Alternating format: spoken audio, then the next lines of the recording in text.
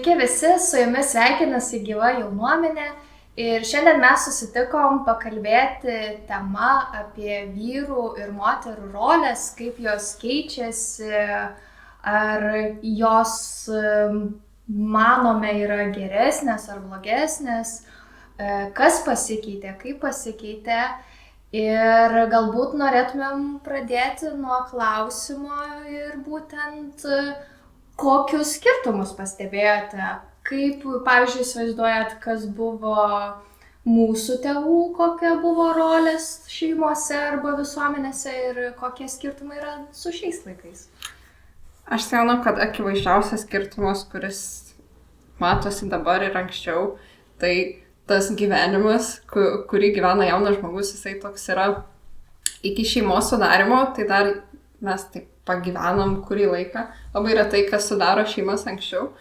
Man tėvai pasakojo, kad jeigu, čia gal regioninis dalykas, bet pasakojo, kad jeigu būdavo 25 ir dar nevedęs, tai jau buvo senbernis arba senmergė. Tai šiais laikais būtų biškutį pasikeitę. Tai čia turbūt akivaizdžiausias dalykas, ką aš matau.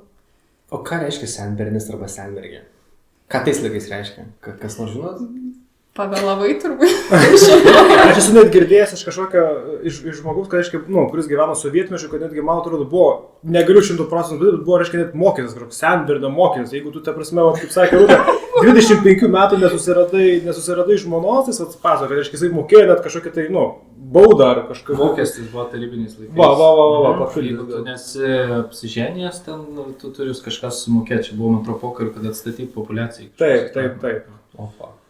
Tai klausykit, tai dabar irgi populiacija važiuoja žemyn, tai Reiktų išspręstų kažką. privalomai įstatymą žentis iki 25 arba kitaip bauduoti. Surinkti mokesčius. Čia būtų efektyviau už NT mokestį. Čia susirinktume. Daugiau mokėtojų. O tai kas šiais laikais yra negerai čia? Infantilumas. Aš nemanau, kad yra pirmiausia, kad kažkas yra labai negerai. Reikėtų iš situacijų, iš tikrųjų, manau, pažiūrėti iš neutralios pusės. Iš tikrųjų, pavyzdžiui, paauglystė šiais laikais tęsiasi daug ilgiau. Jinai prasideda anksčiau ir jinai baigėsi daug vėliau, ta prasme, 26-27 metais. Čia kas liečia vyrus, moteriam gal šiek tiek anksčiau baigėsi, bet statistiškai tas paauglystės laikotarpis jis yra praaugęs, ta prasme, prasiplėtęs ir žmonės subręsta rečiau. Ta prasme, retas atvejis, kada, ta prasme, žmogus yra 20 ir jis jau tiksliai žino, ko nori gyvenime. Tai vienas iš tų faktorių iš tikrųjų yra čia, bent jau mūsų visuomenėje, tai būtent tas ilgesnis brendimas. O tai, kad sudaryti šeimą, tai tu turėjau ten būti pilnai viską žinantis gyvenime, ką tu darysi, kaip tu darysi ir tik tada gali, ta prasme, šeimą sudaryti, ar kaip tu galas? Tai o kodėl, pavyzdžiui, nesituokia vaikai? Ne, tai turi pilnai. Čia negalvoju, ta prasme. Pilnametystės turi. Taip, įstatymas visų pirma, bet kitas dalykas yra, tu prasme, kad, tu vis tiek jau šiek tiek jauti save ir jauti šiokį tokį užtikrintumą, nes taip, kada tu eini į santuoką, tai yra atsakingas dalykas ir tu nežinai, kas tavęs laukia kelyje, bet tu taip pat neini į santuoką, jeigu tu jautiesi, dar nesubrendęs tam. Atsakingas momentas atsakingiems žmonėms. Tai jeigu mažiau atsakomybės santykiuose, tai automatiškai aš linksiu link to, kad trūksta turbūt atsakomybės apskritai. Tam, kad sukurti šeimą, reikia turėti tos atsakomybės. Bet jeigu jos nėra ir nėra tos brandos, tada ir gaunasi, kad tie santykiai turbūt gali nedabręs turbūt iki to lygio, kai tu jau apsisprendi ir kad ten tikrai esi vyras ir žmona ir čia galima nauja šeima kažkokia. Bet tu gali visą laiką nesubręsti. Būtent, gali niekada nesubręsti ir aš manau, esmė yra tame, kad dabar labai stipriai pasikeitė tas požiūris, kur seniau vyras žinojo, kad jis turi būti vyru, moteris žinojo, kad jis turi būti moterim, jinai visi žinojo savo vietas ir tada tu žinai, kur tu eini, tu turi tikslą ir eini link jo ir tada anksčiau atsiranda tas subrendimas ir pasiruošimas savo kažkokias turėjimo tų rolių, žinojimo, kur tu eini, nes aš čia dabar save atrasiu, kažką čia pagyvensiu ir visi pasimetę, niekas nebežino ko, darom visišką lygybę, gyvenam ir tada nebežino, ko iš viso norim ir prasideda visokie psichiniai sutrikimai. Apskritai laikai būdavo sudėtingesni, ta prasme, jie tada buvo sunkiau gyventi ir tu turėjai išgyventi, tai ta prasme ir brendimas ateidavo anksčiau, nes ta prasme... Sunkesnė sąlyga, čia greičiau bręs. Jo, ta prasme, paimkim paprastą situaciją, šeimoje miršta tėvas. ir sūnui, kuris galbūt, nežinau, jam gal 13-14 metų, jis turi perimti ūkį. Tai savame suprantama, kad jis greičiau subręs. Jis nori to ar ne, gerai tai ar ne, bet jisai, į suaugusio gyvenimą įsivažiuos anksčiau. Ir tai jo raidai. Ką paminėjo, yra tas esminis momentas, kad anksčiau žinodavo vietas, tu sakei, ir rolės, ar ne? Tai čia turbūt dabar yra tas kvestionavimas pagrindinis mūsų visuomeniai, kas yra tos, kur yra ta vieta ir kas yra tos rolės. Kokia kryptingi dėti? Jo, man iš tikrųjų vienas iš man įdomiausių dalykų buvo tokio humoristo norvegų Harald Eia, atrodo. Jis 2010 pastatė filmą Brainwash, dokumentiką. Labiausiai egalitariniai visuomeniai planetoje tai yra Norvegija. Šaliai, kur yra daugiausia lygiateisiškų įstatymų.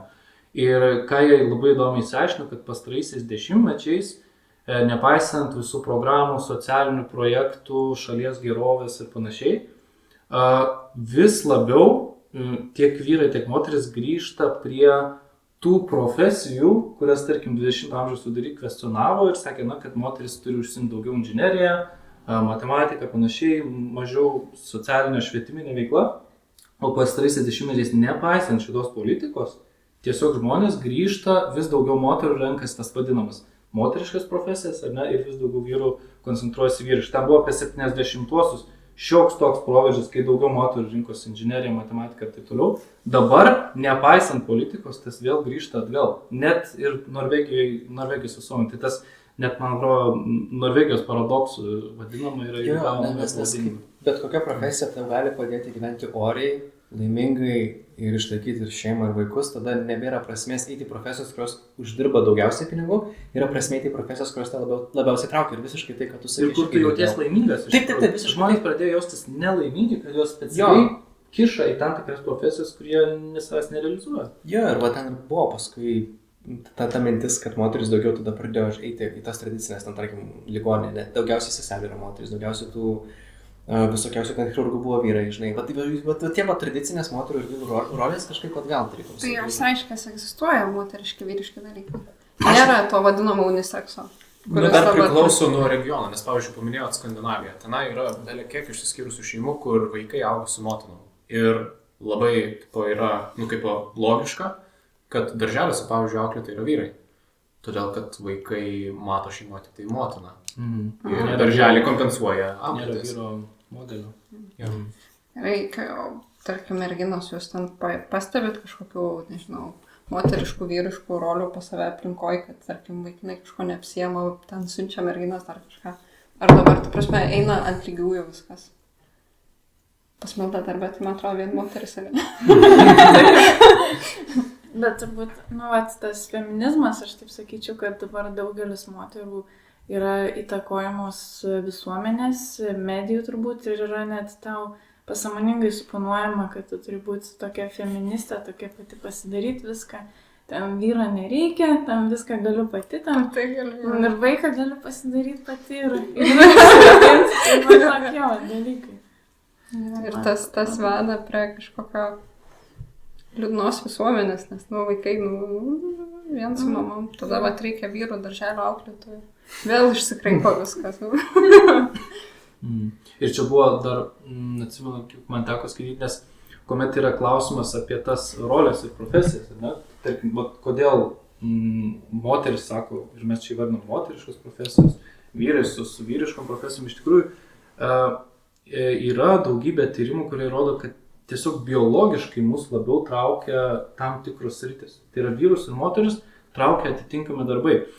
Nes vienas iš tų pagrindinių klausimų būtent buvo, kur nagrinėjama, kai jau minėtai irgi mano dokumentikoje, kad kada atsitinka tas momentas, kai mus esą pradeda programuoti prie vyriškų ar moteriškų profesijų. Nes čia yra klausimas, ar čia yra iš prigimties ateina, ar tiesiog tai, kad mus nuo pirmos dienos ar ne augina kaip berniukus arba kaip mergaitės, reiškia, ar mes dėl auklėjimo tampam tokie, ar dėl biologijos. Ir vienas labai įdomus tyrimas buvo apie naujagimius, kuriems buvo 1-2 dienos. Ir tiem kelių dienų kūdikiam, kurie visiškai yra dar tabula rasa, tuščia lenta, jiems įtakos dar nepadarė. Jiems būdavo rodomi objektai. Ir mergaitės žymiai geriau reaguodavo į veidą ir emocijas, vyrukams visiškai neįdomu veidai, įdomu besisukantis mechanizmai ir panašiai. Reiškia, ir tai labai konkrečiai išsiskyrė pagal lytis, kaip mes orientuojamės. Tai ir iš to turbūt kyla, kad merginom moterim, pavyzdžiui, žymiai lengviau dirbti su emocijom susijusiu darbą, kur turi skaityti žmogaus emocijas, kas yra ir slauga, švietimas, taip toliau. Vyram, pavyzdžiui, skaityti emocijas.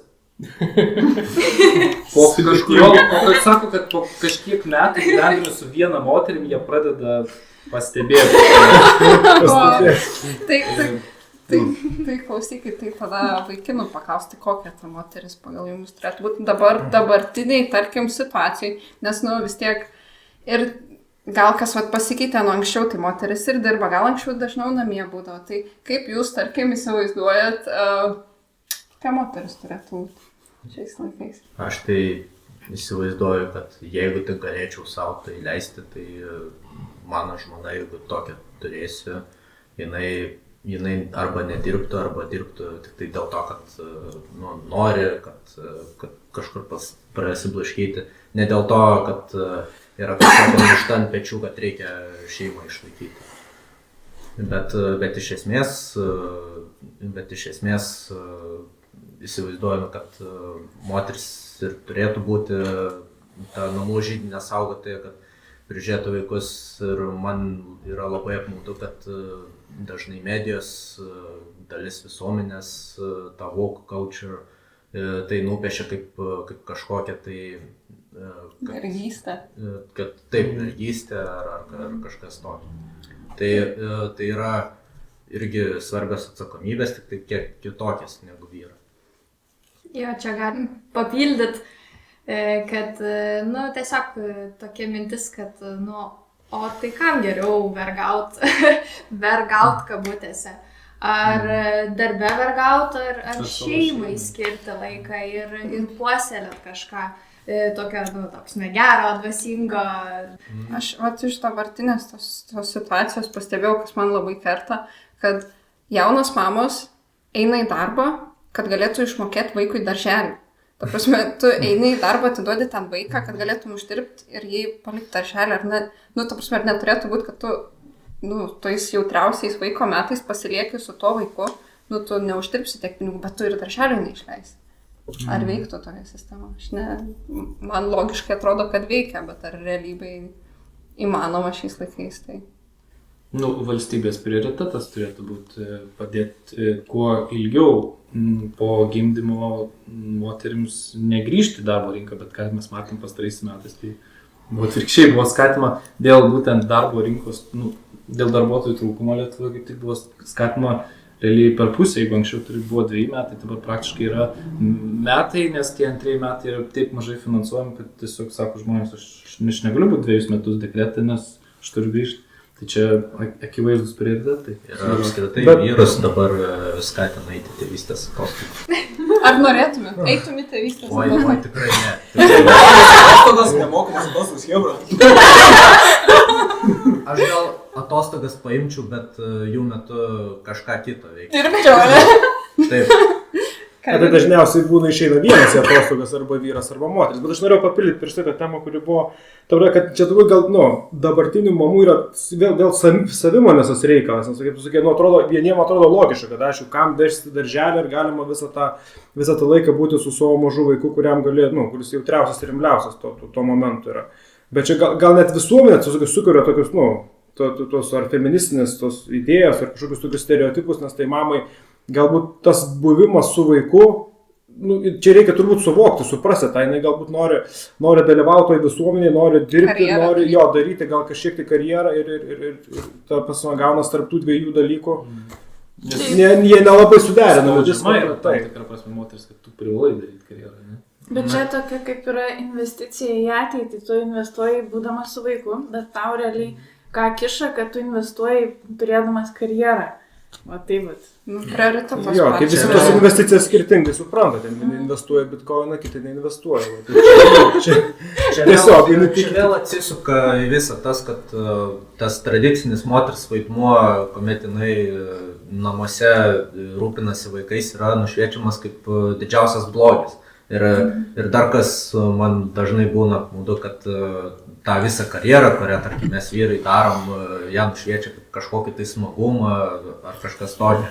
Mes visų pirma siekiam karjeros ne dėl to, kad mums smagu būtų, bet dėl to, kad turėtumėm iš ko gyventi, kad išlaikyti savo šeimą. Tai yra priežastis numeris 1. Ir toks būtent įvaizdis sudaromas, kad moteris turi norėti tarsi arba daryti karjerą, manau, kad duoda pliusų kai kuriems žmonėms suinteresuotėm, nes tuo pačiu moteris eina dirbti, o tuo pačiu vaikas yra atiduodamas į mokymo įstaigas, kurios taip pat gali savaip išauklėti tą vaiką. Ir dar verslą padaryti iš to. Jo, čia man atrodo labai dažnas klausimas jaunoms moterims, jos kai ateina į darbą. Planuojat vaikų turėti, planuojat, neplanuojat. Ta prasme, spaudimas, tu pasakysi, jo, mes ten planuojam vaikų, tai eisi eilės galą turbūt, jeigu taip. Bet tai. Čia taip yra, ta prasme, realiai. Aišku, darbdaviai irgi darbinsi žmogus iškart išeis motinystės atostogų, bet ir... Ir babkės turėsi mokėti tiek daug laiko. Jo. Tai jis nėra suinteresuotas. Tai dėl to verslininkų nereikia kaltinti. Ne, tai niekas. Čia sistema tokia sudaryta. Jis tiesiog naudojasi, kaip sakant, visom aplinkybėm. Jo. Nieko asmeniško. Ne, tai faktas. Nėra taip, kad jis specialiai padaro. Tai sakykit, šitas visas dalykas jis formuojamas kaip tas, kad tos karjeros visą kitą, tai ar čia ateina per tokius praktiškus dalykus, kaip tarkim, išsilaikyti reikia visą kitą, ar mes tuo pačiu matom, tarkim, kažkokias įtakas iš televizoriaus, iš kažkur, mes, tarkim, užaugom kažkokius filmus žiūrėdami, kaip ten viskas atrodė, ten žiūri New York'e, ten kokią businesswoman laksto ir čia, tipo, programuoja tave kažkaip taip. Gali tai būti, kaip man? Ne, tai faktas, dabar ta istorija apie kūrėją Seksas ir miestas to serialo. Man atrodo, jai dabar 65 metų, aš tiksliai nepamenu, bet tiesiog buvo jos iš kažkokio interviu pasakyta, kad jinai sukūrė tą serialą, kaip sakant, visą tą labai išpopuliarino, labai garsus serialas, ta prasme, daug moterų patiko. Jinai dabar 60 kažkiek metų, jinai ten sako, aš tam pinigų turiu, karjerą nuostabi, viskas ten draugų begalybė, bet sako, aš viena, aš be vaikų ir sako, aš nelaiminga labai jaučiuosi dėl to. Ir sako, jeigu dabar galėčiau visą tai apkeisti, aš tą karjerą iškeisčiau į šeimą ir vaikus. Tai tas yra dalykas, kad daug moterų tikrai ne iš vieno esu girdėjęs šaltinio, kad jos paskui ir šneka jau tam gerokai vyresniam amžiui. Kai karjera pasiekta, yra pinigai, yra draugai, ta prasme visas tas modernios moters, kaip sakant, paveikslas tikslai gyvendinti, jinai sėkminga, viskas čiki-piki, namai gražus, viskas ten nuostabu, bet net šeimos jaučiasi tuščiai, jaučiasi, kad tai trūksta kažko, kad nėra iki galo laiminga, nepasant to, kad tas receptas visas jau yra įgyvendintas. Tarytum kažko labai svarbaus gyvenime trūksta. O tai vaikinam irgi tai būna? Tai visiškai, taip. Bet čia yra visiškai tokie skirtingi dalykai, dėl ko, tarkim, karjeros darimas moteriai, kuri norėtų kažkada susirasti vyrą, turėti vaikų, yra didžiausias spąstai. Dėl to, kad įprastai moteris nori vyrą, kuris yra geresnis daugeliu prasmių, kad daugiau uždirbantis, ambicingesnis, labiau savim pasitikintis ir taip toliau. O kuo moteris daugiau pasiekia savo karjeroje, logiška, kad tokių geresnių už ją vyrų mažėja. O kai vyrai pasiekia daugiau, tai jam didesnis pasirinkimas. Tai ką daryti, moterim nesiekti? Ta prasme, ką daryti, kaip spręsti? Tai priklauso nuo prioritetų iš tikrųjų. Ta prasme, moteris turi atsakyti savo klausimą, ar jinai yra industrijos, ar jinai yra šeimos žmogus. Moteris turi atsakyti klausimą, ko jį nori. Neatsakysiu. Ne tik moteris ir vyrai turi atsakyti tą klausimą, bet vėlgi tai yra suderinama tikrai ir dalis karjeros priklauso, kaip stipriai to užsikabinė ir šeima, tai tas ten tranzitinis vadinamas modelis rolių, kur moteris labiau į šeimą, labiau į tas moteriškas, ten, kad ir virtuvėje daugiau pabūna, bet tuo pačiu, kad prisideda prie to šeimos židinio, tai tikrai yra įmanoma ir auginti vaikus, ir kažką veikti tai, kas motyvuoja, kas suteikia kažkokio prasmingumo gyvenime ir atneša finansų į šeimą. Čia nėra tas super mamytas tada toks modelis. Kodėl? Nemanau. Nebūtinai. Mano šeimos pavyzdys, pavyzdžiui, iš mano asmeninės patirties, ta prasme, mano motina pasidarius, ta prasme, buvo karjera ir viskas buvo labai gerai, nors jinai net to nesiekė, nesistengė, tiesiog jinai norėjo. Tavo mama labai talentinga. Galima diskutuoti. Talentinga. Bet ta prasme, jinai išaugino šeimą ir ta prasme prižiūri net savo tėvus. Na tai ta prasme, šitoje vietoje taip man tai susiderina. buvo aktualu, ką Audrey paminėjo apie tą transition, arba ta prasme, ir iš tikrųjų įdomus klausimas, kiek mes galim keistis rolėmis, tos, kurios apibrėžiam jau kaip tradicijom. Ir man atrodo, ir mes turbūt iš savo tėvų esam taip pamatę, kad, na, tam tikrų trumpų laikotarpių, tai tikrai gali būti taip, kad vyras, nes būna kažkas šeimoje susirga, kažkuris vienas iš dviejų, ar kažkas atsitinka, tai gali ir tas vyras, ne, pabūti su tais vaikais ir tą šeimą prižiūrėti, pats padaryti tos darbus, arba priešingai, na, vyrui yra sunkus laikotarpis darbe, galbūt jai yra sėkmingiau. Tik tai aš pastebėjau, ir čia yra grynai iš tokio asmeniškai žinau šeimą, kuri irgi turi 4 vaikus berods jau. Ir sakė, kad būtent toks laikotarpis, kai žmonai labai svarbu parašyti ten doktorantūrą, panašiai, jį turi ten susikoncentruoti, vyras daugiau tiesiog dabar užsiima vaikais, bet, sako, aš pastebėjau, kad vyras, jis puikiai viską atlieka, irgi lygiai taip pat gali įgyvendinti. Tiesiog vyrai viduje jaučiasi nelaimingi dėl to, kad jie jaučia, kad jie turėtų daryti dar kažką. Moteris, jeigu jinai turi, sakau, čia yra bent keletas tokių daugiavaikių šeimų pavyzdžių, kur aš žinau, jinai gana jaučia pilnatvę visam tam darbe, kurio yra pilna, ypač su daugybė vaikų, jeigu turi namuose, yra tau praktiškai visos dienos etatas, ne? Ir jos nesijaučia, kad jos savotiškai arba jaučia žymiai mažiau, kad jos turėtų ir dar kažką padaryti. Vyram vis tik tas kirba, kad jie puikiai gali atlikti tas pačias funkcijas irgi pasirūpinti gal tais vaikais. Bet jie vis tiek viduje jaus, kad dar turėtų ir uždirbti kažką. Ne, čia yra psichologiniai labai gilus dalykas iš tikrųjų, nes, ta prasme, sakykime, kaip moteris, kaip motina, jos, pavyzdžiui, iš vaiko perspektyvos, jos tikslas yra būti ta priebėga vaikui, o tėvo tikslas yra parodyti vaikui pasaulį, parodyti išorę ir disciplinos įnešti. Ne tik disciplinos, ta prasme, kad, moters, sakykime, vaidmuo yra labiau namuose, o vyras labiau išorėje, tiesiog, ta prasme, jisai, kaip jau sakiau, jis turi parodyti vaikui pasaulį. Ir, pavyzdžiui, kas liečia, visus karjerinius dalykus, ta prasme, aš nelabai sutikčiau, kad vyro irgi neturėtų būti namuose, kad jis turi tik tai išlaikyti šeimą finansiniu būdu. To neužteks nei tavo žmonai, nei tavo vaikam. Turi būti pavyzdys. Ir dažnai vyrai iš tikrųjų ant šitą užsikabina ir fair enough, ta prasme, jie šitai parodo savo meilę, išlaikydami šeimą. Jie pastato ant kojų.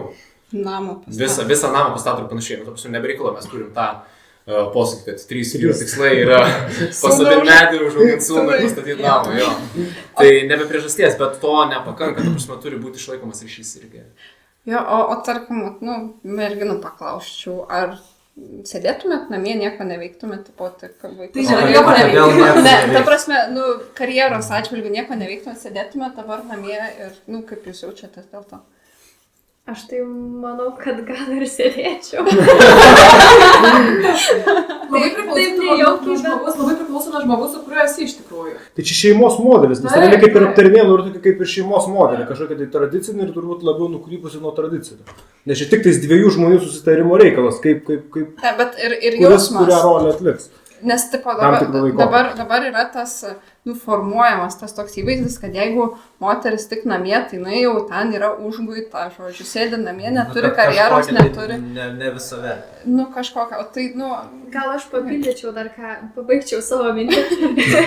Ir noriu pasakyti, kad, pavyzdžiui, anksčiau tai moteris gimdydavo vaikus, jos realiai vien tik ir auklėdavo tą savo vaikus. Ir kai tu augini 12 vaikų, tai realiai visas tas tavo, jaunystės, tas laikotarpis, ir praeidavo būtent ta veikla. O dabar, jeigu man reikėtų, tarkim, nereikėtų, bet jeigu aš galėčiau, tarkim, nedirbti ir auginti vaikus, taip aš juos užauginčiau. Bet greičiausiai tas laikotarpis greičiau pasibaigtų ir aš tada mielai grįžčiau į darbą. Tiesiog vėl užsimčiau. Paradoksas toks, jeigu tu atitrūksti, tada tu prasme, tavęs be karjeros nenorės priimti. Nu, čia toks užkurtas ratas, kuris kažkaip pat yra suformuotas, kad jeigu tu ten auginsi vaikų daug, tai tu po to sudėtingai grįši į tą karjerinį. O nėra taip, kad dabar nėra jokio modelio konkretaus, ką daryti ir kaip daryti. Kad dabar visi modeliai yra vienoje krūvoje, yra mišrainė ir niekas nežino, kaip elgtis. Visi bando, ką mes dabar aiškinamės realiai. Kas yra teisinga, kas yra neteisinga, kas yra vyriška, kas yra moteriška, koks moters rolė. Koks influenceris pasakys tą. Va būtent jo, kad mes nebeturim jokių aiškių gairių, mes turim visas gairės vienu metu į visas absoliučiai pusės. Ir aš gal papildyčiau, ką aš ne anksčiau įsitrapti, kad reikia atkreipdėmėsi į tai, kad yra daugumos, kaip sakant, poreikiai ir kažkokie tai intuityvūs siekiai yra tam tikrų išskirtinių asmenybių dalykai, ar ne? Ir tikrai yra moterų, kurios nenori šeimos, jos nuostabiai jaučiasi karjeroj ir viską pasikeičia, jos yra nuostabiai laimingos ir patenkintos. Joms šeimos nereikėjo, vaikų nereikėjo. Yra tokių vyrų irgi. Ir yra moterų, kurios negali be šeimos, kurios tiesiog nuo mažens žino, aš noriu būti mama, ir vyrų nuo mažens, kurie žino, aš noriu būti tėtis. Tai man atrodo, kad tos taisyklės, tos gairės, kurias mes sugriovėm šiuo metu, ar ne, kad jos labiausiai pakenkia tai daugumai, nes dauguma žmonių, aš manau, kad jie ir atspindi tą tokią kažkokią, nežinau, galbūt evoliucinę tiesą ar evoliucinę kažkokią tai kryptį, kuri didžiai daugumai veikia, bet jinai neveiks kažkokiam išskirtiniam atveju. Ir kaip pavyzdys, moteriškos profesijos, ar ne, tos tradicinės vyriškos profesijos, aš manau, kad jos daugumai veikia šitą taisyklę, bet tiems žmonėms, žinai, tas bell curve, ar ne, ir tas, kas yra kraštuose, jiems visiškai neveikia. Ir va tie žmonės irgi nori jaustis gerai, irgi nori jaustis, kaip sakant, dalimi visuomenės ir va tie pradeda kažkokias savo taisyklės kelt, savo mintis dėlioti ir jas teikti. Ir socialinių medijų laikais jie gali labai garsiai skambėti, nes tai nauja, inovatyvu, revoliucionaru, kažkas negirdėto, nematyto. Ir jie, kaip sakant, tas savo idėjas, jiems jos veikia puikiai, bet kai jie tas idėjas bando pritaikyti daugumai, man atrodo, dauguma, jeigu patikė, tada pradeda kentėti. Ir va tas pavyzdys, kad moteris privalo karjerą daryti, privalo tą prasme ten super mamytė būti ir vaikais pasirūpinti ir visą kitą, kad čia gali būti, kai kuriuom tikrai viskas idealiai pavyksta, bet aš manau, kad daugumai gali būti per sunku. Kaip ir vyram irgi dabar tas standartas irgi yra stipriai pakilęs, negu anksčiau, nes jeigu nori, kalbėjom apie šeimos kūrimus, ar ne? Kaip mūsų tėvai kūrė? Pinigų nebuvo, namų nebuvo, karjerų nebuvo, nieko, realiai neturėjo, bet sukūrė. Jo, o dabar mes... Žinai, kas man, aš taip pasakysiu, man atrodo, kas pasikeitė labai ryškiai, kad yra toks įskiepytas mūsų tos kartos nepriklausomai Lietuvoje užaugusios, kad dėl savęs pagyventi. O kas tas dėl savęs pagyvenimas? Tu keliauji ten, nežinau, tą pačią karjerą, žodžiu, gyveni dėl savęs. Aš nepavadinčiau gyvenimu dėl savęs, nes tiek vyrams, tiek moteriams ten medija skiepija, kad va ten gyvenkit, keliaukit, tūsinkit. Bet kodėl negalima tūsinti, kai vaikai užauga, tarkim? Ir kodėl su vaikais negalima tūsinti? Kodėl su vaikais? Galima. Tai va būtent. Leiskit pabaigti mintį, bet moteris gali pratūsinti savo jaunystę, savo vaisingiausius metus, kuomet jos yra patraukliausias vyrams. Vyrai taip pat gali pratūsinti tuos pačius svarbiausius metus, kuomet jiems reikia pasistatyti savo to palikimo pamatą. Taip. Dėl to aš asmeniškai nerekomenduočiau jokius tūsus vaikščioti, negerti. Taip, dėl gerimo sutinku. Nes dažnai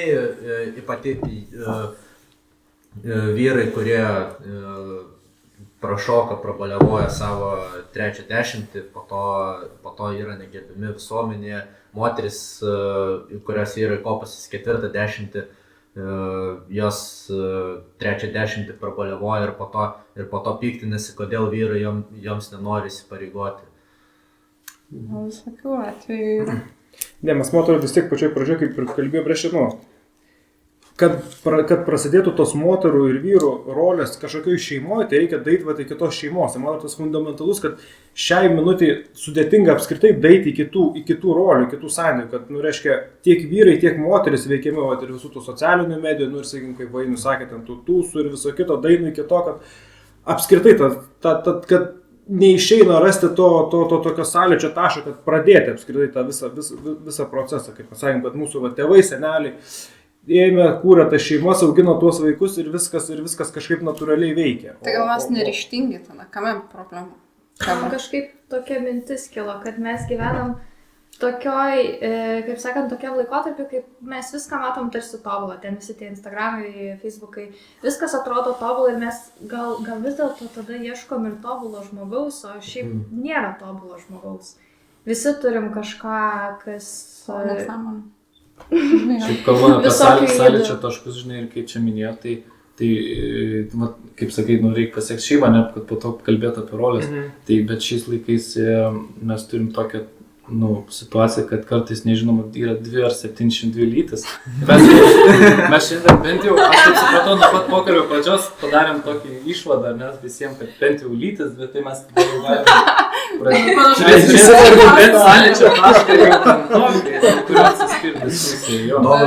Aš siūlyčiau nelysti į šitą triušio rūbą. Čia dar kita tema.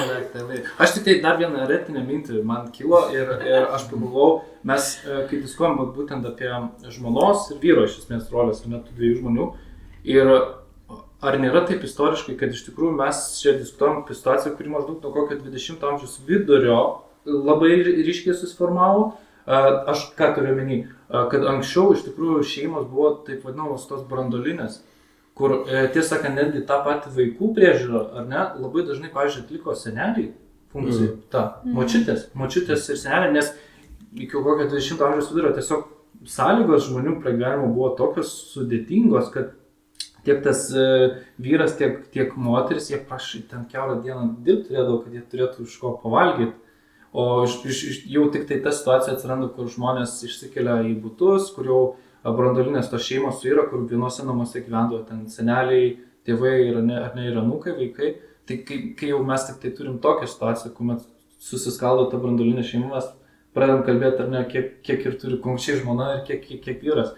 Bet tas visas, aš galvoju, net prasideda nuo to, kad branduolinės šeimos nebelieka, nes kas tūkstantmečius, ar ne, iki tol buvo, taip atrodytų, kad būtent netgi seneliai, taip pat ir močiutės labai daug dalyvaudavo.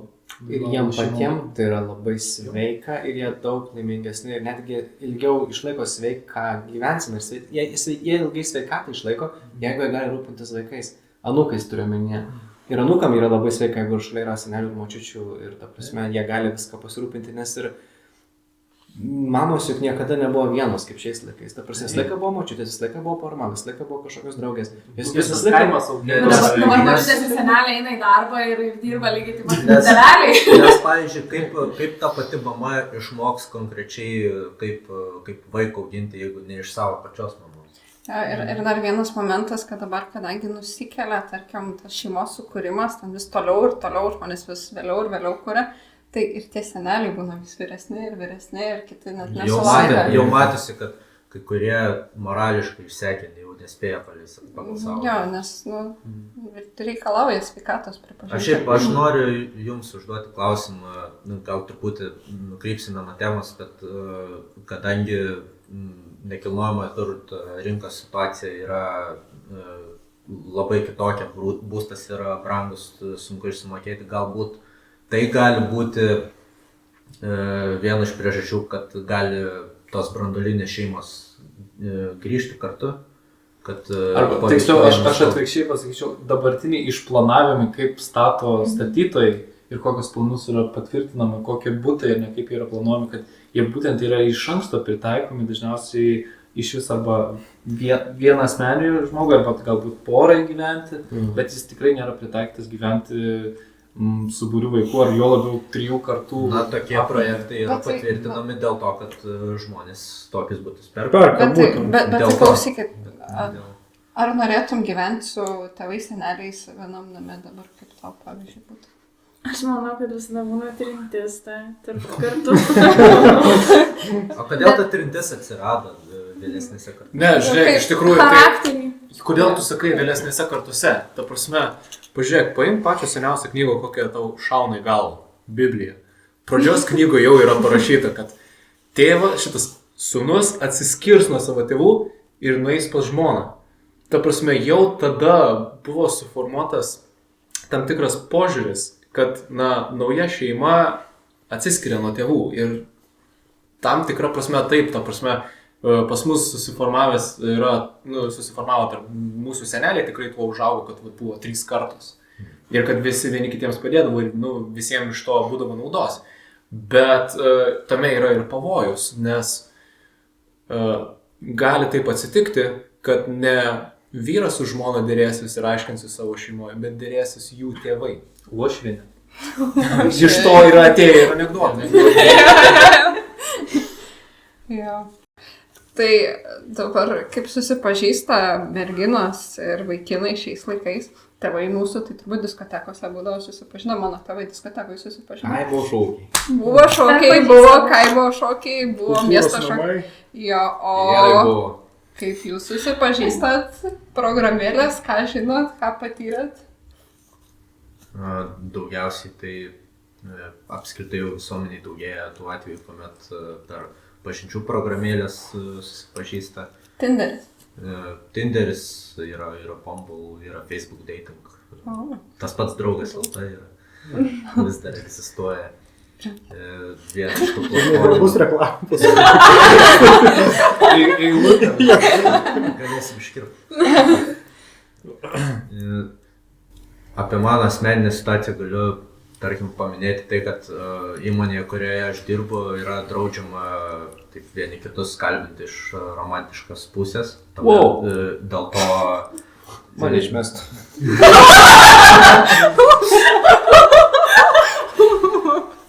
Dėl to man asmeniškai, jeigu atmetam darbą, hobius, visą kitą, liktų labai nedaug laiko ir progų susipažinti su merginomis realiame gyvenime.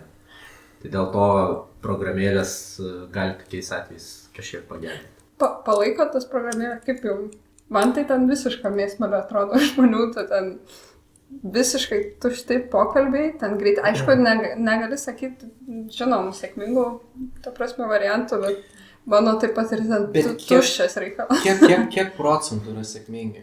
Va, man čia įdomiau. Kad yra sėkmingų, žinai, žmonės ir loterijas laimi, žinai, tas $100 milijonų Amerikoje. O klausimas, kiek eina su rimtai nusiteikimu, kad aš noriu surasti antrą pusę tenai, o ne tai, kad noriu prasiblaškyti, biškį pasvaipinsiu. Noriu pažiūrėti, ar aš dar gražiai, žinai. Būtent. Tai yra beprotiškai daug, nes kiek aš paklausiu, ar naudojasi, beveik visi naudojasi, tikrai labai daug kas naudojasi.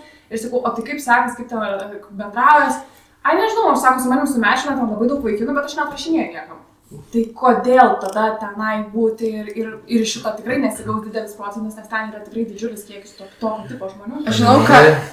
Manai, Audra, kad nemaža dalis merginų jas gali atsiųsti Tinderį tiesiog, kad gautų daug lengvai prieinamo dėmesio ir tai paglostytų savo savybę. Tai apie tą ir kalbu. Aš iš vaikino pusės kaip išsikreipia, nes aš tikrai ne iš vieno girdėjau, kad jie neatsirinkinė, jie visas prasvaipina, visas taip, ir kurias sumečina. Tipo užkibo, gerai, paliekam. Bet šitas išplaukė irgi iš kažko. Jisai braukė, negauna to atsako ir tada galvoja, ta prasme, kaip sutrumpinti tą laiką ir ta prasme, kad tu galėtum rinkti, žinai. Efektyviausia taktika. Efektyviausia taktika. Jeigu fanos taip darys, tai kas Jūs tada nežinot, bus? iki ko gali bahūrai nueiti. Bahūrai gali draugai, va taip susimesti, pasidaryti vieną Google Sheets'ą ir panų sąrašą padaryti. Va šitą užimtą, šitas negalima, va šitą paimsiu. Čia iš patirties. Girdėjęs tokių bairių, ta prasme. Čia pagrindinis skirtumas, kad vyrai koncentruojasi kiekybę, o moteris kokybę. Žinai kodėl? Nes ta prasme, didžioji dauguma moterų vyrus atstumia, didžioji dauguma, kurias tu kalbinti atstums. Visada ta prasme. Jeigu 10 užkalbinti, 9 sakys, kad šitas man neįdomus, tai vienintelis dalykas, kas tau lieka, tai varyti per kiekį, nes kitaip neišeina. Ar dabar taip yra, aš nežinau, ar praeitį tai buvo. Va čia man ir įdomu, nes man tai toks įspūdis yra, kad mes vieni kitiem iškeliam nerealistiškus standartus. Ir tada tas atsitinka ta sistema, kad šitas biški negražus, šitas, ta prasme, keista nuotrauka, jis čia per mažai keliauja, ta prasme, čia tu nudžedžini žmogų per pusę sekundės, padarai kažkokį tai paveikslą, jo, kuris visiškai netitinka realybės ir tau šitą netinka. Ir man tokia mintis ir kad mes visi vieni iš kitų per daug reikalaujame. Tos programėlės, tu turi gražią nuotrauką, reiškia, tau paeis. Bet tu gali realybėje būti visiškai kitoks, bet tarkim tas sumečinimas, ten... plokščias visiškai, tu sutikęs realybėje žmogų, tu visiškai kitaip jį matysi. Čia kitas žmogus. Jisai spinduliuos tau visai kitokius dalykus, negu ten, tarkim, jam, levos kokybės nuotrauka, bet jinai nesižiūrės per telefoną. Čia, mano akim, tai čia iškreiptas reikalas. Aš nemanau, kad vaikinai ieško merginų, kurios būtų su plastiniam operacijom. Aš taip nemanau. Kita vertus, manau, kad reikėtų sutikti. Taip, būkim bėdė, bet teisingai. Looks matters. Ta prasme, išvaizda yra svarbi. Tai yra pirmas dalykas, kuris užkabina, pavyzdžiui, vyro akį. Nesvarbu, kad tai yra programėlė ar ne programėlė. Tiesiog, ta prasme, kad ir gatvė eini ir užkalė. Tai vis tiek pirmas, koks yra kontaktas. Pirmas dalykas, kurį tu pamatysi, tai yra išvaizda. Bet jeigu akis spindi. Pateikimas savęs. Aš netaip sakyčiau. Ne tik išvaizda, pateikimas savęs. Tu gali būti gražiausia, jeigu tu ateisi visą, kaip sakant, aptirskusiais rūbais, ta prasme, nesiprausus ir panašiai, tave čiavaką nežiūrės. Jeigu tu vyras ateisi gražiausias, ta prasme, visas nesusitvarkęs, netvarkingas, purvinas, smirdantis, irgi nieks į tai nežiūrės. Aš tik noriu visiškai sutinku su to, ką tu sakai, aš tik įnešu dar vieną kriterijų, tai yra kaip tu save pateiki. Ar tu sugebi save pateikti, nežinau, normaliai tiesiog. Čia yra tų programėlių toks dalykas, kad mes dabar sukomercializavome žmonės. Mes juos ne kaip prekės. Ta prasme, va šitai. Mėsmalė, ten, jeigu išeini į pasimatymą, ten kažkas biškai nepasisekė, žinai, ten 10 dar eilėj laukia tavo chatų ir tu po mėsmalę viską. Let's go. Kol tu nepasakysi stop ir, tarkim, viskas.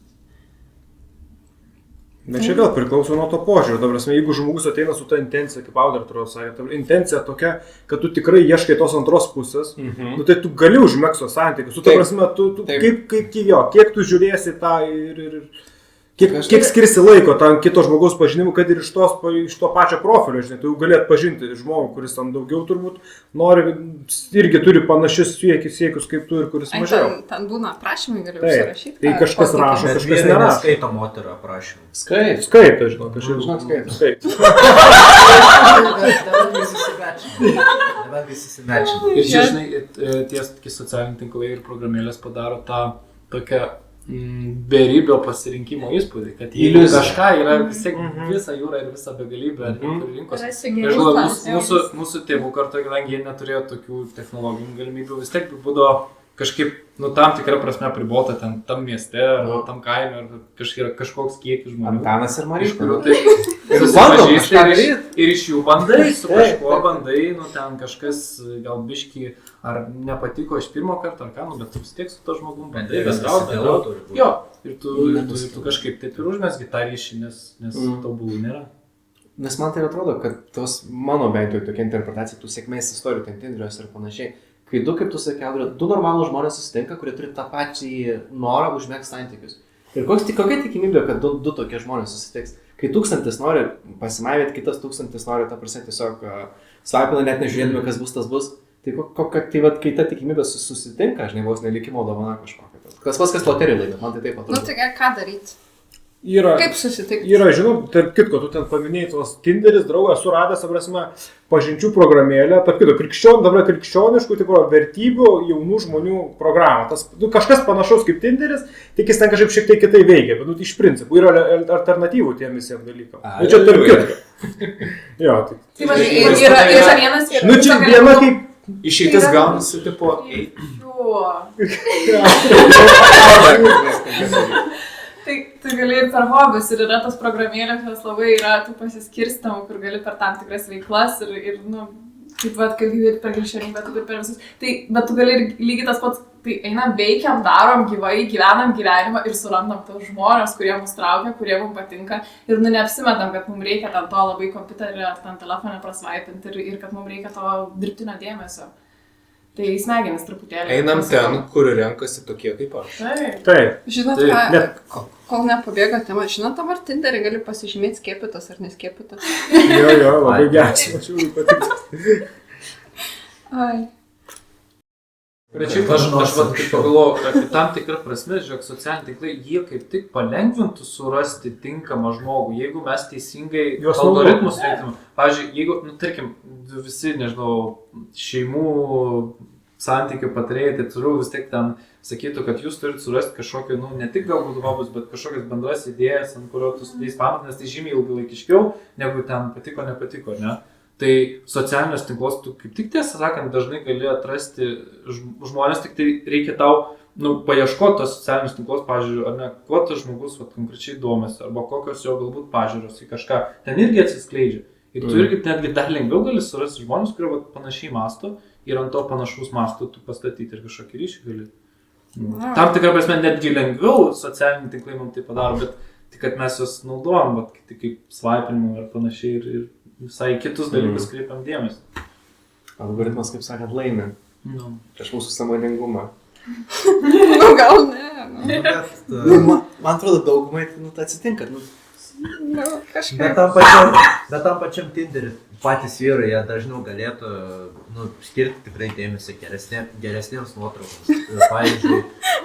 Pavyzdžiui, susirašinėjimams, jeigu ten net rašinėja ten arba atrašinėja ten vieno žodžio žinutės, neberašyt, negaišt savo laiką, po to galbūt kai kurias merginas pamatys, kad aš jiem taip atrašinėjau, jie man dėmesį neduoda, gal aš pasikeisiu, bet... Tai dabar, čia pabaigai, tai Milda, ar keistum dabar, tarkim, kaip tu dabar įsivaizduoji savo, kaip tau atrodo standartai dabar, ar tu keistum kažką, bendrumas tu, kaip žmonės, galėtų elgtis, ar tu matai kažkokių properšų, kaip galėtumėm kitaip elgtis ir, tarkim, geriau būtų. Tokie požiūrio žmonėm kaip mums, nes čia mes, man atrodo, visi vienodai. Gal įsitart su manim. Aš taip pat pritarčiau ankstesnėje Audrės minčiai, kad svarbiausia tas gyvas santykis, nes kiek mes matėm ir praėjusiais metais, kad tu socialiniai erdvėje visada kažkaip šaižiau ten pašneki kažką tokio, ko gyvai sutikę žmogų neišdrįstam į akis pasakyti tokių baisių ten dalykų arba kokių nors drastiškų dalykų. Ir tas irgi, kai kalbėjom apie programėlės, kad tu pagal parametrus rengies, keliavęs, gražiai nusifotkinęs, geras darbas, o tokie dalykai, tai tu realiai susitikęs normaliam santykėje, tugi nepradedi iš karto, ar buvai Italijoje, kiek tavo atlyginimas. Kiek uždirbai? Taip, ne nuo to pradedi. Ir tas tavo, kad tu pradedi, pavyzdžiui, kalbėjęs apie kažkokius kasdienius dalykus, po to ten ir taip išsirutulioja ir tada tu pažįsti žmogų, ta programėlė, bet jinai ir yra tas kaip avatarinis gyvenimas, netikras. Ir gal žinai dar kaip prasideda, viskas prasideda nuo tos tokios kibirkštėlės, tu taip pamatai žmogų ir kažkaip sukibirkščiuoja ir tu per telefoną, tu to nepajusi. Tai va čia reikia diskotekas atgyvinti, Taip. Būtų gerai, ne? Kaimo šokius. Kaimo šokius. Išsirakom kaimą. Taip, tu žiūri gerai šiaip tai. Ir organizuojam. Ir tikrai būtų norinčių patiekti. Todėl kviečiame kitą susitikimą prisijungti. Kaimą. Tai šiandien baigiam laidą, tikiuosi, kad jums patiko. Jeigu patiko, kviečiam užsiprenumeruoti mūsų kanalą, kad pamatytumėte daugiau mūsų turinio. Ir lauksim jūsų sugrįžtant, žiūrint mus ir palaikant. Ačiū visiems dalyvausiems šitoj įdomioj diskusijai. Tikiuosi ir mums patiems, ir jums paaiškėjo dalyko apie moteris ir vyrus, galbūt išgirdot naujų minčių. Ir iki kitų kartų. Iki. Čia braškės.